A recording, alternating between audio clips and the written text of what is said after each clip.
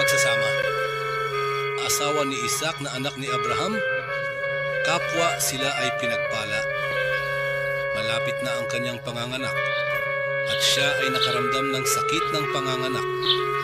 Nanganak siya at nagkaroon ng kambal. Ibig sabihin nagluwal siya ng dalawa sa isang sinapupunan at sila ay kambal na lalaki.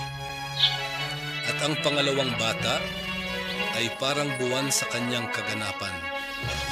At may mga palatandaan ng propesiya na minana niya mula sa kanyang ama na si Isaac, pinagpala siya. Ang batang ito ay ang magandang balita ng mga anghel kay Abraham, pinagpala siya. Magkakaroon siya ng anak na si Isaac at pagkatapos ni Isaac ay si Jacob. Ang pangalawang bata ay pinagpala sapagkat ang liwanag ay pumupuno sa kanyang mukha na parang buwan. Hindi pa ako nakakita ng panganganak na kasing dali nito sa buong buhay ko. Ito ay biyaya ng marangal na propeta. Pinangalanan siya ni Isaac, pinagpala siya na Jacob. Oo, dahil siya ay ipinanganak na ang kanyang kamay ay nakahawak sa sakong ni Esau.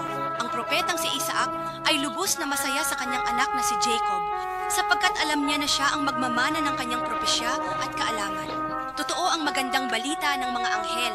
Sa kanilang lolo na si Abraham, pinagpala siya.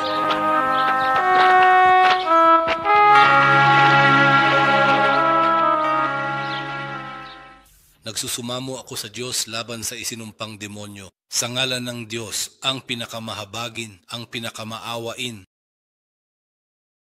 At dumating ang aming mga sugo kay Abraham na may dalang magandang balita, sinabi nila, kapayapaan. Sinabi niya kapayapaan at hindi nagtagal nagdala siya ng isang inihaw na guya. Ngunit nang makita niya na ang kanilang mga kamay ay hindi umaabot dito, hindi niya sila nakilala at nakaramdam siya ng takot sa kanila. Sinabi nila, huwag kang matakot, kami ay ipinadala sa mga tao ni Lot. At ang kanyang asawa ay nakatayo at siya ay natawa. Halos ipinaalam namin sa kanya ang tungkol kay Isaac at pagkatapos ni Isaac, Jacob, tunay na sinabi ng Diyos ang katotohanan. Salamat sa Diyos. Baka makapagpahinga tayo ng kaunti sa mga tao ng bahay na ito.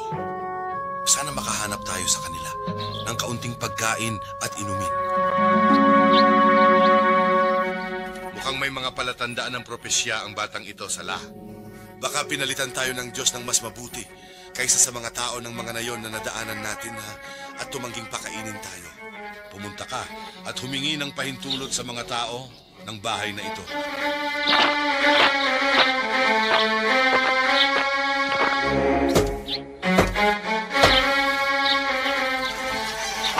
Kailangan namin ng pagkain at inumin matapos maubos ang aming dala sa mahabang paglalakbay. Maaari ba ninyo kaming tulungan? Maligayang pagdating sa mga bisita. Pakiusap, pumasok kayo. Maaari bang pumunta ka muna sa iyong Panginoon?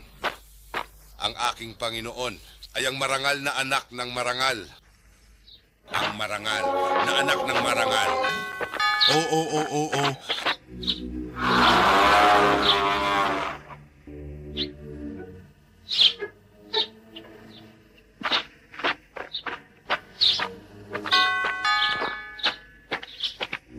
Siya ay si Isaac na anak ni Abraham, sumakanila ang kapayapaan. At ito ang kanyang anak na si Jacob, na naglilingkod sa inyo mismo.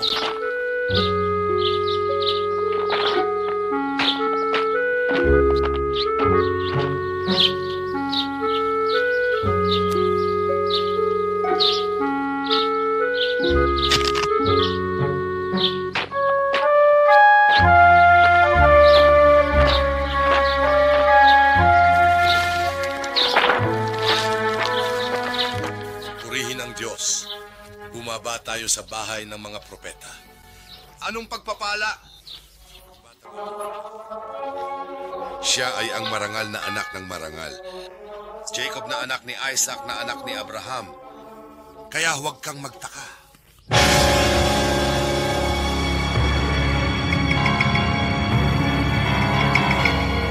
Napakakaiba ng kalagayan ng bansang ito. Ano ang ibig mong sabihin o tagapagtanggol ng mga propeta? Ang aking problema, sila ay sumisira sa aking mga plano. Sila ay sumisira sa ating mga plano. At tayo ang liwanag ng mga tao. At nagsisimula tayo sa mga mahihina sa kanila. Hindi tayo aatras. Mula sa ating mga kapatid. Nagsisisi ay Adam. Iniisip at ginagawa namin ang lahat para ilayo ang mga tao sa pagdarasal. Pag-aayuno, ahatas at paggawa ng mabuti. Oo. Para mailigaw sila sa tamang landas. At madalas kaming nagtatagumpay sa misyong ito. Ngunit sa pagkakataong ito, nasa harap tayo ng isang pamilya ng mga propeta. Ano ang ibig mong sabihin? Ang ibig kong sabihin ay ang pamilya ni Isaac. Ngunit wala tayong magagawa laban sa mga propeta. Wala tayong kapangyarihan sa kanila. Ikaw na hangal. Alam ko yun.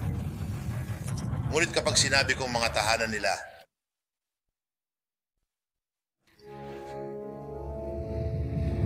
naintindihan ko ang ibig mong sabihin. Ibig mong sabihin ay paghiwalayin si Jacob na bata at ang kanyang kapatid na si Esau.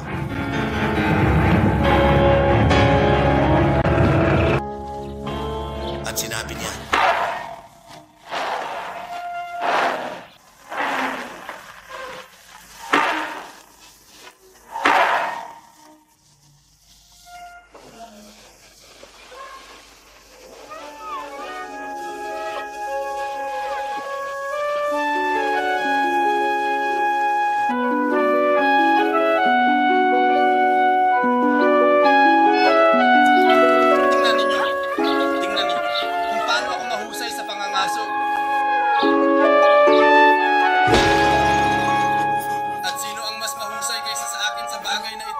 ikaw, kapatid ko, ay magiging isang dakilang mandirigma.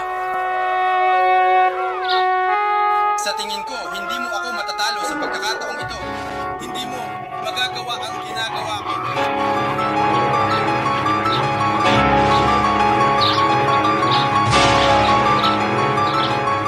Ipakita mo sa amin ang iyong lakas at kasanayan sa pangangaso. Baka mapatay mo ang leon na ito gamit ang iyong sibat.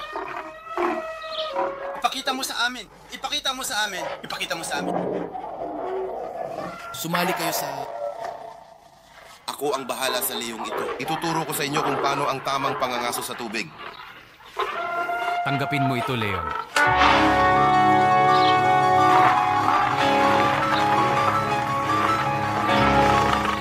At tanggapin mo ang iyong malupit na hampas.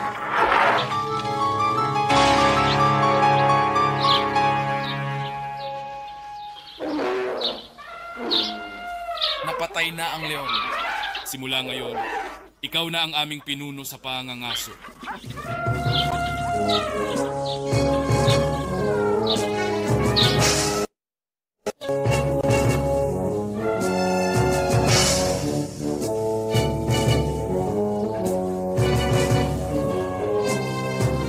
anak ko, hanggang sa muli.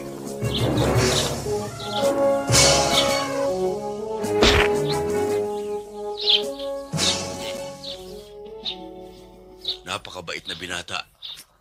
Lumaki ka na, Jacob. Oo, mahal siya. Ng lahat ng tribo. At lahat ng mga kalalakihan ng mga karaban na dumadaan dito. At bakit hindi? Siya ay isa sa mga propeta. Kamusta? Hanggang kailan mo hahayaan na mahalin si Jacob ng mga tao?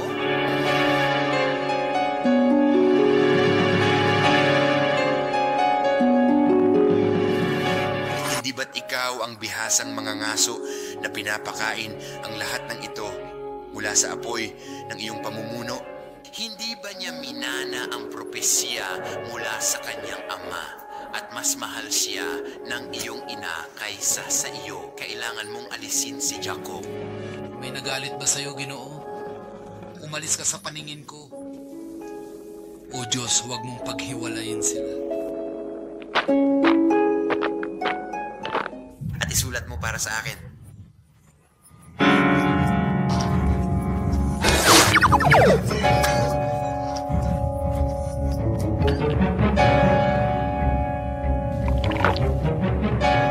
Malayo pa. Ang lalakbayin. Nandito na po kami, sir. Hindi namin iiwan si Esau, no? Hanggat hindi niya pinapatay si Jacob na kanyang kapatid. Kung napatay si Jacob. Ang mahalaga, Ginoo, ay malapit na tayong matapos sa ating misyon. Kailangan nating puksain ang mga propeta upang mabuhay ang mga tao ng walang relihiyon o pananampalataya. Maraming beses na tayong nagtagumpay na hikayatin ang mga tao. Napatayin ang kanilang mga anak, kaya't nabubuhay ang lahat sa kadiliman ng kawalan ng pananampalataya. At ito ay nangangahulugang nagtagumpay tayo. Ako ay nag-aalala sa mga kilos ni Esau kay Jacob. Sumakanya nawa ang kapayapaan. Hindi ito karapat-dapat ng ganitong kalaking pag-aalala. Ako ay natatakot. Kapatayin ni Esau ang kanyang kapatid na si Jacob. Sumakanya ang kapayapaan. Hindi siya namamatay. Mahal niya ito. Ano ang sinasabi mo? Oo. Pero, sasabihin ko ba sa kanilang ina, Ginang Rebecca, tungkol dito? Tumayo ka agad at sabihin mo kay Ginang ang tungkol dito.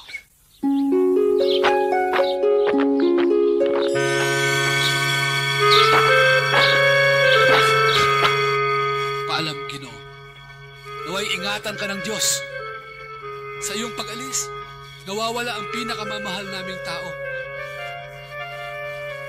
Alam mo ba kung saan pupunta ang propetang si Jacob? Sumakanya nawa ang kapayapaan. Papunta siya sa kanyang tiyuhin sa lupain ng Padan, Aram, mula sa lupain ng Iraq. Pinagdasal siya ng kanyang ama, ang propetang si Isaac. Sumakanya nawa ang kapayapaan at pinayuhan siyang magpakasal sa isa sa mga anak ng kanyang tiyuhin. Sinasabing, inaasahan ko para sa iyo ang mas maayos na pamumuhay kaysa sa iyong kapatid at isang malinis na lahi na mas mabuti kaysa sa kanya. At mga anak, naway bantayan ka ng Diyos sa kanyang mga mata at ingatan ka sa kanyang pangangalaga. Iniwan ni Jacob, sumakanya nawa ang kapayapaan, ang lupain ng Canaan na isang rehiyon. Sa Asya, Palestine at Phoenicia, naglakbay si Jacob, sumakanya nawa ang kapayapaan sa kanyang tiyuhin na si Laban, kung saan nagpakasal siya sa panganay na anak na babae na si Leah. At pagkatapos ay nagpakasal sa nakababatang si Rachel at nagkaroon ng mga anak mula sa kanila.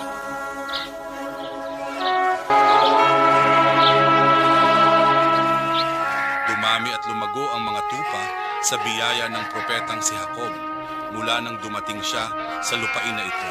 Pinakasalan ng kanyang tiyuhin na si Laban ang kanyang mga anak na babae sa kanya at natuwa sa kanya matapos dumoble ang kanyang kayamanan at lumawak ang biyaya. Lahat ng bagay ay nasa kanya.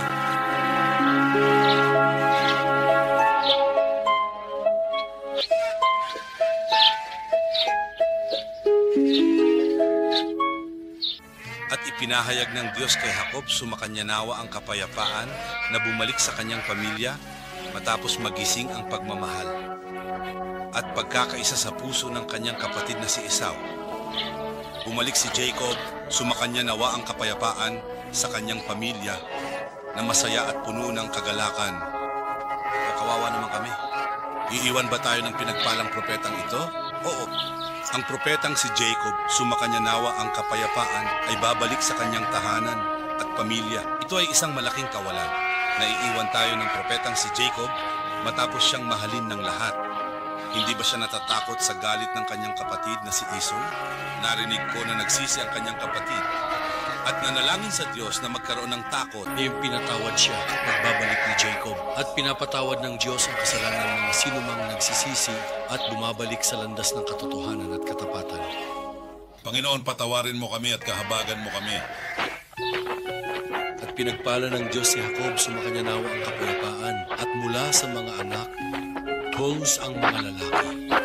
Sila ang mga kaibigan. At minana ng kanyang anak na si Joseph, sumakanya nawa ang kapayapaan, ang propesiya mula sa kanila. At siya ay napakagwapo. Walang nakakita sa kanya na mas maganda pa kaysa sa kanya.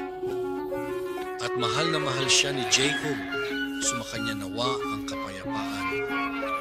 At nag-aalala siya para sa kanya.